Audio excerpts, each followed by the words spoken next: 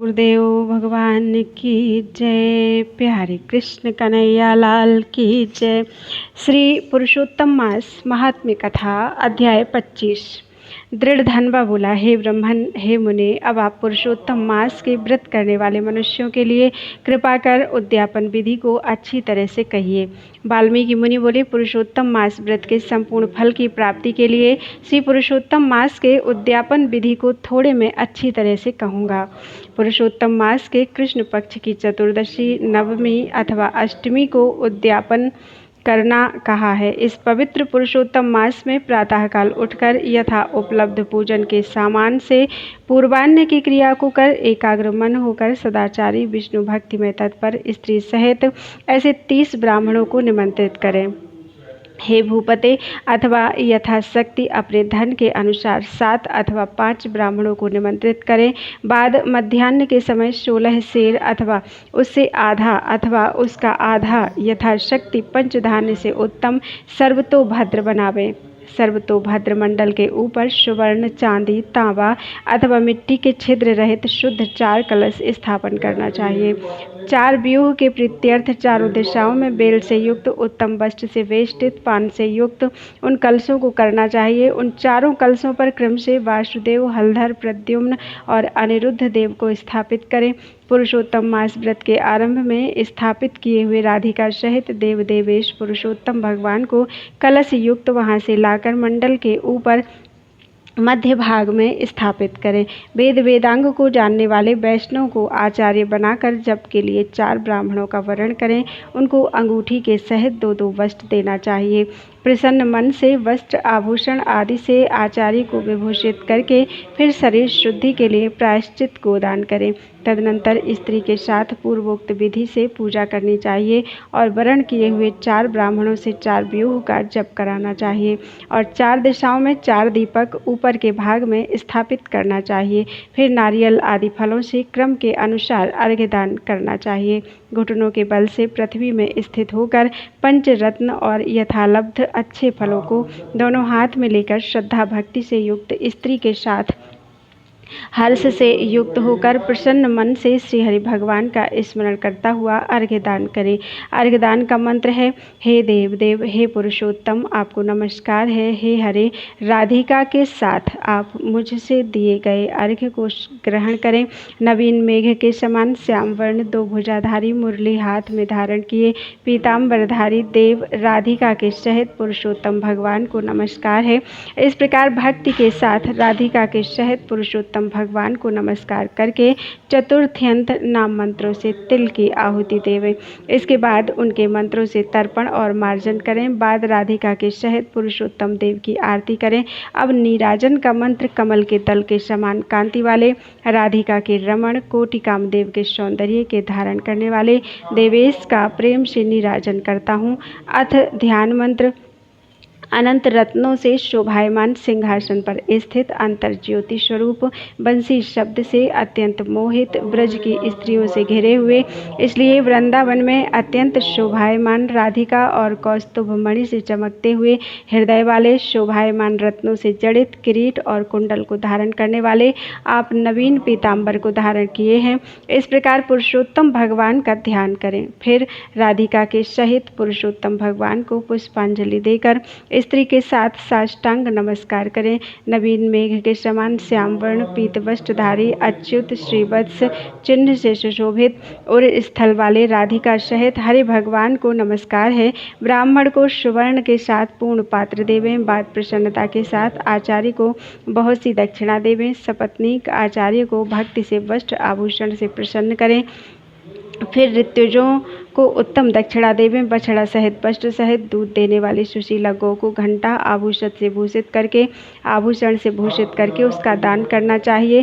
तांबे का पीठ, स्वर्ण का श्रृंग, चांदी के खुर से भूषित कर देवें। घृत पात्र देवें और उसी प्रकार तिल पात्र देवें। स्त्री पुरुष को पहनने के लिए उमा महेश्वर के प्रीत्यर्थ वस्त्र का दान करें। 8 प्रकार का पद देवें और 1 जोड़ा जूता देवें। यदि शक्ति हो तो आयु की चंचलता को विचारता हुआ वैष्णव ब्राह्मण को श्रीमद् भागवत का दान करे, देरी नहीं करे। श्रीमद् भागवत साक्षात भगवान का अद्भुत रूप है। जो वैष्णव पंडित ब्राह्मण को देता है वह कोटि कुल का उद्धार कर अप्सरागणों से सेवित विमान पर सवार होकर योगियों को दुर्लभ गोलोक को जाता है। हजारों कन्यादान, सैकड़ों वाजपेय यज्ञ, धान्य के 7 क्षेत्रों के दान और जो तुलादान आदि 8 महादान हैं और वेद दान हैं, वे सब श्रीमद् भागवत दान की 16वीं कला की बराबरी नहीं कर सकते। इसलिए श्रीमद् भागवत को सुवर्ण के सिंहासन पर स्थापित कर वस्त्र आभूषण से अलंकृत कर विधि पूर्वक वैष्णव ब्राह्मण को देवें। कांसे के 30 संपुट में 30-30 मालपुआ रखकर ब्राह्मणों को देवें। हे पृथ्वीपते, हर एक मालपुआ में जितने छिद्र होते हैं उतने वर्ष पर्यंत वैकुंठ लोक में जाकर वास करता है। योगियों को दुर्लभ निर्गुण गोलोक को जाता है, जिस सनातन ज्योतिर्धाम गोलोक को जाकर नहीं लौटते हैं। 2.5 सेर कांसे का संपुट कहा गया है। निर्धन पुरुष यथाशक्ति व्रत पूर्ति के लिए संपुट दान करे अथवा पुरुषोत्तम भगवान के प्रीत्यर्थ मालपुआ का कच्चा सामान फल के साथ संपुट में रखकर देवे।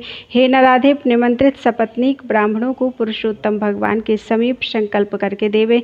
अब प्रार्थना लिखते हैं। हे श्री कृष्ण, हे जगदाधार, हे जगदानंददायक अर्थात हे जगत को आनंद देने वाले, मेरी समस्त श्लोक तथा परलोक की कामनाओं को शीघ्र पूर्ण करें। इस प्रकार गोविंद भगवान की प्रार्थना कर प्रसन्नतापूर्वक पुरुषोत्तम भगवान का स्मरण करता हुआ स्त्री सहित सदाचारी ब्राह्मणों को भोजन करावे। ब्राह्मण रूप हरि और ब्राह्मणी रूप राधिका का स्मरण करता हुआ भक्ति पूर्वक गंध अक्षत से पूजन कर घृत पायस का भोजन करावे। व्रत करने वाला विधि पूर्वक भोजन सामान का संकल्प करे। अंगूर, केला, अनेक प्रकार के आम के फल, घी के पके हुए सुंदर उड़द के बने बड़े, चीनी घी के बने घेवर, फेनी, खाड़ के बने मंडक, खरबूजा, ककड़ी का शाक, अदरक, सुंदर नींबू, आम और अनेक प्रकार के अलग अलग शाक, इस प्रकार 6 रसों से युक्त 4 प्रकार का भोजन सुगंधित पदार्थ से वासित गोरस को परोस कर कोमल बाड़ी बोलते हुए, यह स्वादिष्ट है, इसको आपके लिए तैयार किया है, प्रसन्नता के साथ भोजन कीजिए। हे ब्रह्मन, हे प्रभु, जो इस पकाए हुए पदार्थों में अच्छा मालूम हो उसको मांगिए। मैं धन्य हूँ, आज मैं ब्राह्मणों के अनुग्रह का पात्र हुआ, मेरा जन्म सफल हुआ। इस प्रकार कहकर आनंद पूर्वक ब्राह्मणों को भोजन कराकर तांबूल और दक्षिणा देवे। इलायची, लौंग, कपूर, नागरपान, कस्तूरी, जावित्री, कत्था और चूना, इन सब पदार्थों को मिलाकर भगवान के लिए प्रिय तांबूल को देना चाहिए। इसलिए इन सामानों से युक्त करके ही आदर के साथ तांबूल देना चाहिए। जो इस प्रकार तांबूल को ब्राह्मण श्रेष्ठ के लिए देता है वह इस लोक में ऐश्वर्य सुख भोग कर परलोक में अमृत का भोक्ता होता है। स्त्री के साथ ब्राह्मणों को प्रसन्न कर हाथ में मोदक देवें और ब्राह्मणियों को विधि पूर्वक वस्त्र आभूषण से अलंकृत कर बंसी देवें। सीमा तक उन ब्राह्मणों को पहुंचाकर विसर्जन करें।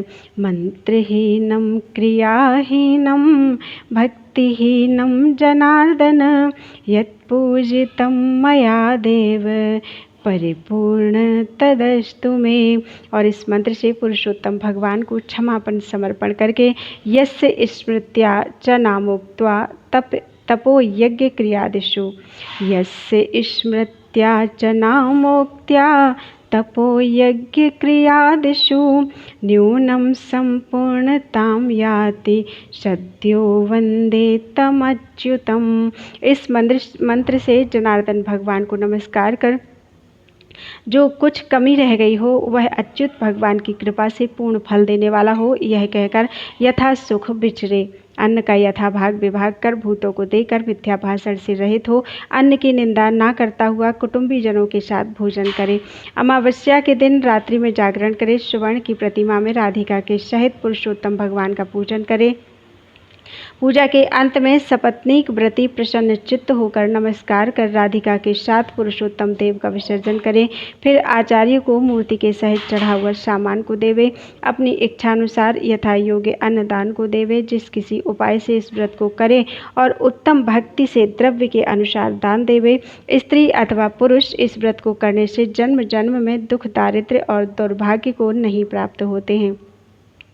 जो लोग इस व्रत को करते हैं वे इस श्लोक में अनेक प्रकार के मनोरथों को प्राप्त करके सुंदर विमान पर चढ़कर श्रेष्ठ वैकुंठ लोक को जाते हैं। श्री नारायण बोले, इस प्रकार जो पुरुष श्री कृष्ण भगवान का प्रिय पुरुषोत्तम मास व्रत विधि पूर्वक आदर के साथ करता है वह इस श्लोक के सुखों को भोग कर और पाप राशि से मुक्त होकर अपने पूर्व पुरुषों के साथ गोलोक को जाता है। इति श्री बृहन् नारदीय पुराणे पुरुषोत्तम मास महात्म्ये पंचविंशो अध्यायः। बोलो वृंदावन बिहारी लाल की जय।